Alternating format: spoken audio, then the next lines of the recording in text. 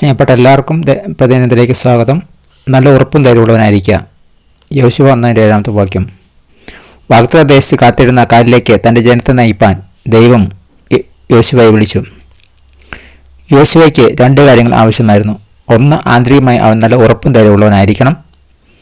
അതുപോലെ ബാഹ്യമായി അദ്ദേഹത്തെ നേടുവാൻ വെല്ലുവിളികളും ആയിരക്കണക്കിന് ഇസ്രായേൽ നയിക്കുന്ന ദൈനംദിന ചുമതല, ഉയർന്ന മതിലുകളുള്ള നഗരങ്ങൾ നേടൽ, നിരാശപ്പെടുത്തുന്ന തോൽവികൾ, ആഹാന്റെ മോഷണം, തുടർച്ചയായ യുദ്ധങ്ങൾ, അങ്ങനെ പലതും.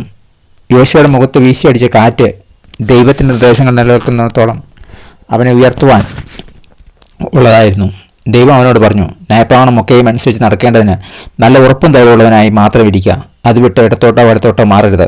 അതിൽ എഴുതിയിരിക്കുന്ന പോലെയൊക്കെയും പ്രമാണിച്ച് നടക്കേണ്ടതിന് നീ രാവും പകലും അത് ധ്യാനിച്ചുകൊണ്ടിരിക്കണം. എന്നാൽ നിന്റെ പ്രവൃത്തി സാധിക്കും, നീ കൃതാർത്ഥനായി ഇരിക്കും.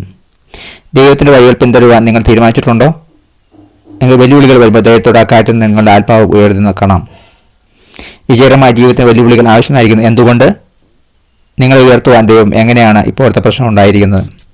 പ്രാർത്ഥിക്കാം. പിതാവേ, ജീവിതം ബുദ്ധിമുട്ടാണ്, അത് പലപ്പോഴും വേദനിപ്പിക്കുന്നു. എൻ്റെ പ്രശ്നങ്ങൾ എന്നെ നിന്നിലേക്ക് ഉയർത്തണമേ. Thank God bless you. കഴിഞ്ഞ ഒരാഴ്ചക്കാലം വരാവുന്ന ആവത്താവണം രോഗദുഃഖങ്ങൾ മറത്തുന്നെല്ലാം ദൈവം നമ്മെ കാത്തുരാഴ്ച ഞാൻ ദൈവം നന്ദി വരുന്നു. പുതിയൊരാഴ്ചക്കാലം ദൈവം നമ്മെ അത്ഭുതകരമായി നടത്തട്ടെന്ന് പ്രാർത്ഥിക്കുന്നു, ആശംസിക്കുന്നു. ഒരു കൂടി God bless you in Jesus name. Amen.